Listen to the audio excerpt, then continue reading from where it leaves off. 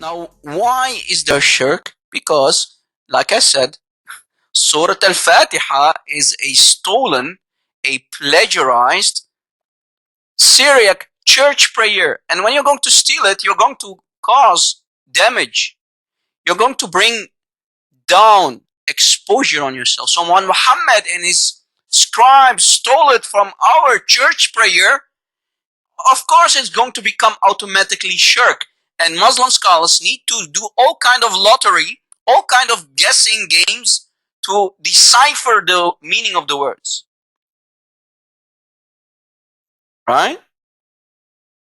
It's a mess. Don't we always say the Quran is a huge mess? The Quran is a huge mess. And among themselves, some of them will say, no, Surah Al-Fatihah was never the Quran to begin with. If you go to chapter 15, ayah 87, you'll see that the Quran itself saying Surah Al-Fatihah and the Quran. So the Surah Al-Fatihah was never part of the Quran to begin with, because it will cause more damage than will benefit anybody in Islam. Again, Ar-Rahman is Allah and Ar-Rahim is Muhammad. And we proved it to you from Tafsir Al-Qurtubi. The explanation number 26 in the Tafsir of Al-Qurtubi explains that Ar-Rahim is Muhammad. Ar-Rahim is Muhammad. Ar-Rahim is Muhammad. Thank you very much. Did I lie? Of course not. Else I better need to close my YouTube channel, if that's the purpose. And you see, guys, Muslims don't dare to call. Till now, no Muslim dare to call me. Why? Because they know what will happen next. Guys, but if we actually do some more digging, we will understand how Muhammad created more damage. Guys, before Muhammad having contact with Rahman al-Yamama, who was calling himself Musaylama al-Rahman al-Yamama, the same guy who proclaimed prophethood in the time of Muhammad, when Muhammad died, when Abu Bakr became the first caliph, he sent Khalid ibn Walid, right? Khalid ibn Walid, his general, to go and kill Musaylama. Remember in the battle called the Battle of Al-Yamama? Not your mama, no, not your mama, guys. The Battle of Yamama, Al-Yamama. In the Battle of Al-Yamama, there was a guy called Musaylama, and the Muslims today call him Musaylama al-Kadhab. Before that, Muslims never heard of the word Ar-Rahman before. Who is Ar-Rahman? We only know Rahman al-Yamama. Rahman al-Yamama is Musaylama, another prophet, and he happened to he was married with another prophetess, a female prophet. So Muhammad was not the only prophet of his lifetime, guys. There were many people who claimed to be prophets, and Muhammad wanted him to be killed. Muhammad dies, and Abu Bakr takes power as the first caliph.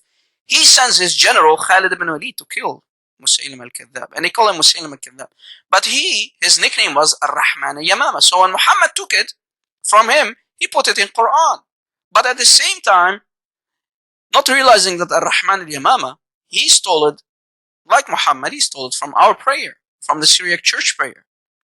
You see it? So we have actually a trinity going on here. Bismillah, Allah, Ar-Rahman, Musaylama, and Ar-Rahim, Muhammad. So we have a trinity right there. Guys, we have a trinity. Ding, ding, ding, ding, ding, ding, ding.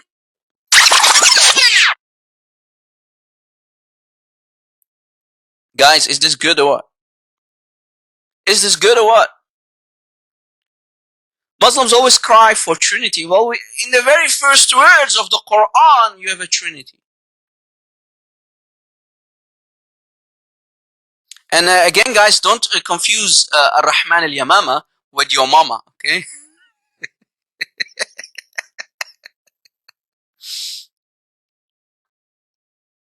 There you go. There's the Trinity, the Islamic Trinity, right there. There you go. And again, Ar-Rahim is Muhammad, according to Tafsir al-Qurtubi. Do you see it? Is this damaging or what, guys? Come on, man. I hope you're taking notes, man. Guys, let me show you, let me explain to you how actually the real The real Al-Fatihah is nothing but a Syriac church prayer.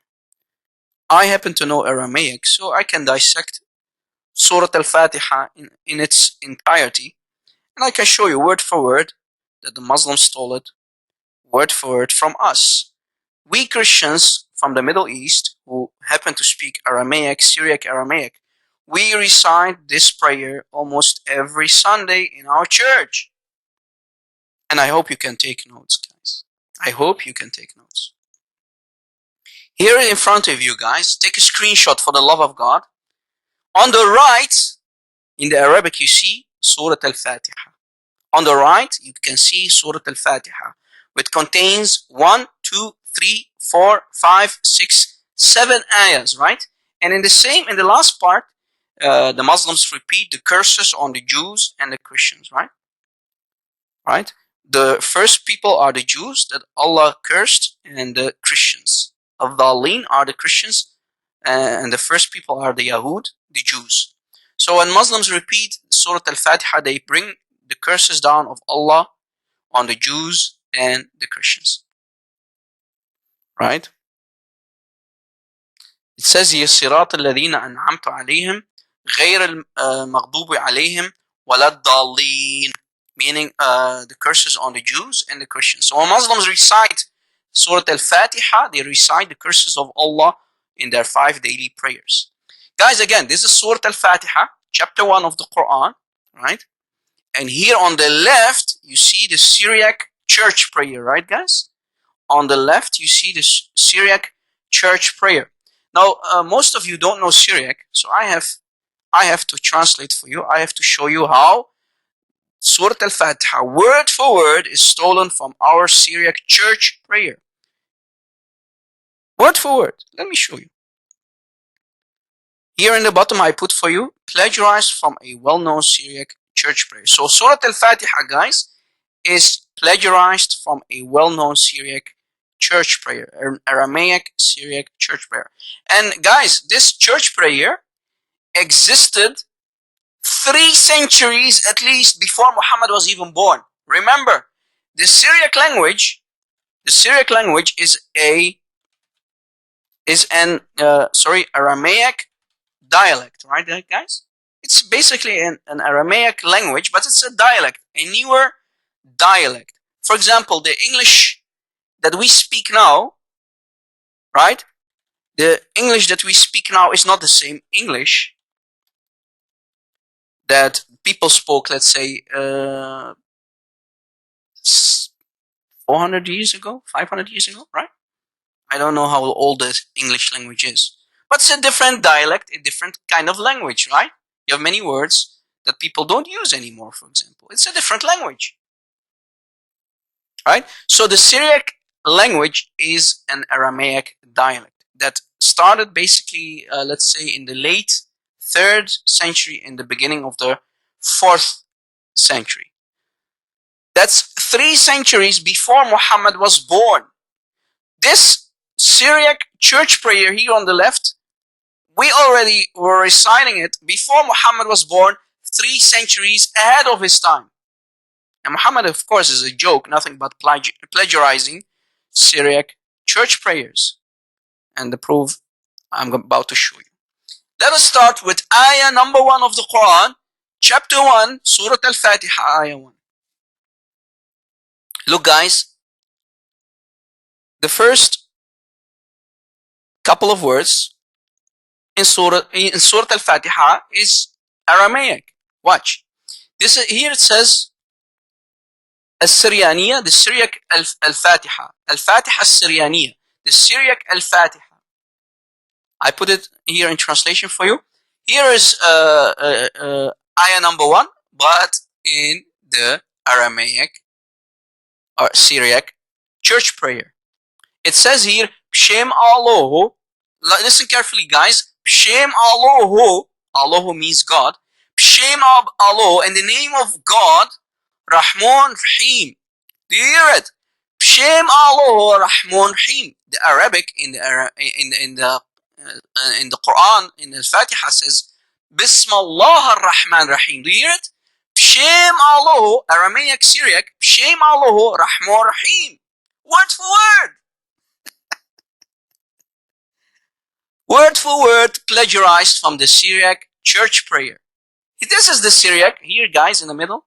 You see the Syriac church prayer. Bshem Aloho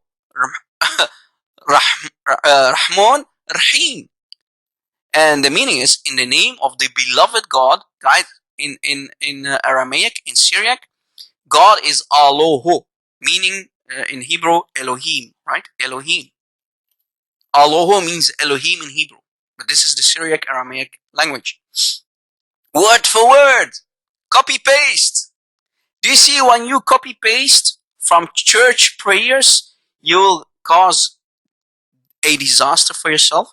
Do you see how when Muhammad had access to these books, and we showed you in the beginning, guys, that Muhammad had access to many church prayers, including this one, many Syriac books, because he was working for Khadija, he was a merchant, and he could plagiarize from all these books, right?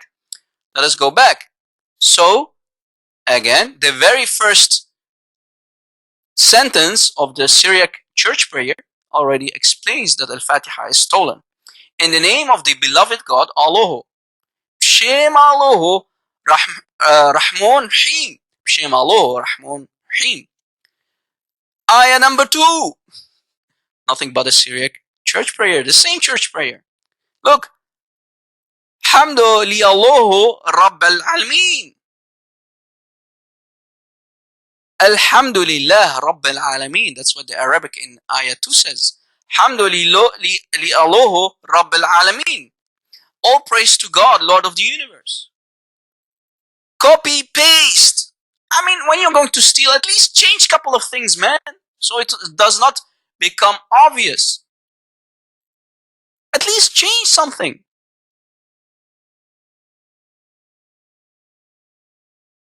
Alhamdulillah Rabbil Alameen. All praise to God, Aloho, in the Aramaic, Aloho. Now, people like Sam Shamhu, who speak the Western dialect of the Aramaic, they will say Allah, Aloho, Allah.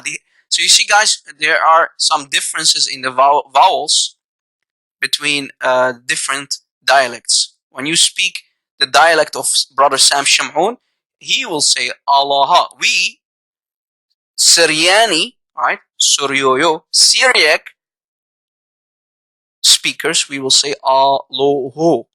It's not Allah, by the way, guys. It's not the same God, remember? When we say Aloho, it's the Elohim of the Holy Bible, right? Guys, do you see how important it is to know Aramaic? To decipher the Al-Fatihah and to show you that it's nothing but copy-paste, word for word. Again, Alhamdulillah Aloho Rabbil Alameen. The Arabic Al-Fatihah of the Quran says, Alhamdulillah Rabbil Alameen. Copy-paste. Ayah number 3, also copy-paste. Rahmon Rahim. Rahmon Rahim. Rahmon Rahim. The merciful, the beloved. Copy-paste. Ar-Rahman al-Mahbub, meaning Rahman Rahim means the beloved merciful, or the merciful, the beloved. Copy-paste. Ayah number 4. Malik Yom Dino. Malik Yom Dino. Malik Yom Dino. Malik Yom Din in the Arabic Quran. Malik Yom Din. And the meaning of, if we translate it to the Arabic, it means the king of the judgment day of the last hour, right? The king of the last hour. Yom al-Hisab. Master of judgment day. The owner of the judgment day. Malik Yom Dino. Copy, paste. Stolen, plagiarized. Wow! Please use this, guys, in your debates. Guys, we are already 4 ayahs ahead and we see nothing but copy-paste plagiarization by Muhammad and his thieves. Bunch of thieves stealing our Syriac church prayer. You see here, this is the Syriac, right, guys? Malik Yom Dino. Malik Yom Din in the Fatihah of the Muslims. Church prayer. It's nothing but a church prayer, man. You bunch of thieves. Bunch of thieves. You see how the Muslims are nothing but bunch of thieves? How Muhammad and his thugs are nothing but bunch of thieves. They were not only caravan robbers, but they also stole our Syriac church prayers. Copy paste, word for word. Ayah number 5. From the Syriac church prayer.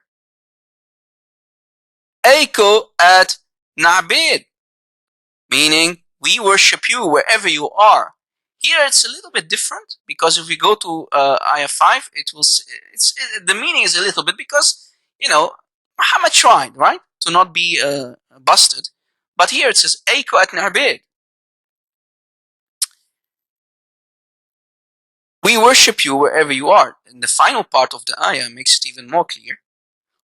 O Echo at Naim, and wherever you are, we ask for your help. These are the Christians who are reciting this, right, guys? These are Christians like you and me.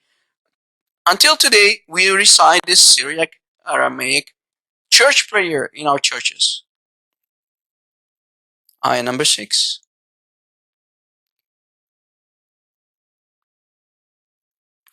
Ihdulan sroto idmham. Show us the straight way. Ihdulan lisroto idmkham. Show us the straight way. Show us the straight way. Where do we find this in the Quran? In the same ayah. Show us the straight path. Show us the straight way. You see, copy paste again. And in the final ayah, Muhammad added the last part about the Jews and the Christians, which is of course not. We Christians won't curse ourselves or ask our God to curse us, or the Jews. Muhammad took it. He and his scribes took it, stole it, but they added the last part to it. Look, the way of those on whom you bestowed your grace. Sroted in one, dimot alayhon. You see it? طريق الذين أنعمت عليهم. It's the first part is the same, but Muhammad added the cursing part about the Jews and the Christians. الذين أنعمت عليهم غير الذين and so on, right? That you are bestowed your anger upon them, and the ones who are astray. Those are the Jews and the Christians. So you see, word for word, stolen by Muhammad and his scribes. Yeah, Muhammad added the cursing in the last part of ayah 7. So if we put it again on the screen here, this is the Syriac Aramaic prayer, and I put here the transliteration for the Muslims who are interested to know how Muhammad and his scribes, his thieves, stole this Aramaic language. And for the people who joined much too late, remember, Muhammad had access to books that were used to be in the Syriac language. Muhammad was a merchant working for Khadija, and he received many such books, and he used to ask Zayd ibn Thabit. We talked about it. Let me talk about it again for the people that joined. Muhammad commanded Zayd ibn Thabit, the same guy who collected the Quran, Muhammad asked him, do you know Syriac well? Do you know the Syriac language well? Why? Muhammad continues saying, I am receiving many books in the Syriac language. So Zayd, his response is, no, I don't know Syriac. Then Muhammad said, learn it. So he commanded Zayd ibn Thabit to learn the Syriac language. And we know now why. The puzzle pieces are starting to fit their right places, because he needed Zayd ibn Thabit to steal and plagiarize and make it Quran. You see it? And then Zayd said, I learned the Syriac language in only 17 days. So Muhammad had a hidden agenda, stealing all these Christian prayers and stealing all the information from the Bible and make it Quran. Now guys, do you have an idea how Muhammad used to steal legend stories? Remember, Muhammad commanded Zayd to also learn the Hebrew language, and he said that he learned it within 2 weeks. or even less than 2 weeks. If you go to the report here, right? You see, Muhammad used to receive books from the Yahud, from the Jews, right? Muhammad used to get books. Look, it says here, I used to receive books from the Yahud, from the Jews, the books from the Jews. So he commanded Zayd to learn Hebrew, not only Hebrew but also al-lugha Syrianiya. Muhammad is asking Zayd, Ya Zayd, do you know al-lugha Syrianiya? Do you know the Syriac language? He says no, because I, Muhammad, receive books in the Syriac language, and I gave you the translation. Is there any Muslim? This is really disaster. Please provide source. I mean, what is this, you idiot? This is our church prayer here in the Syriac. It's our church prayer.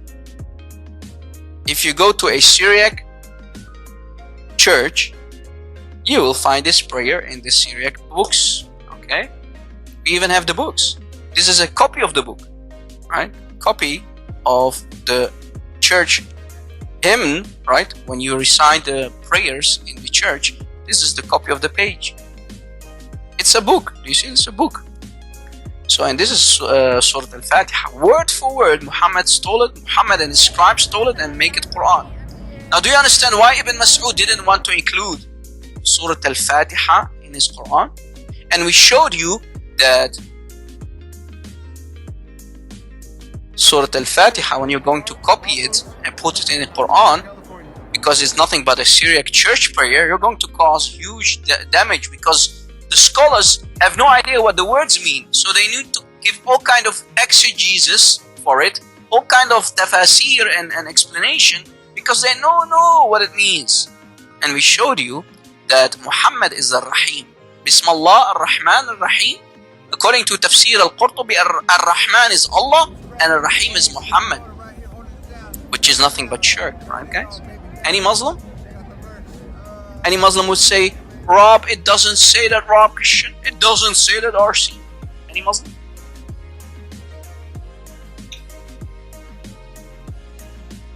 Directs them, you're an idiot.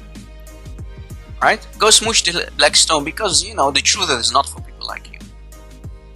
Here we care only about the truth. And the Muslims who are enjoying the truth, you are very welcome to stay here.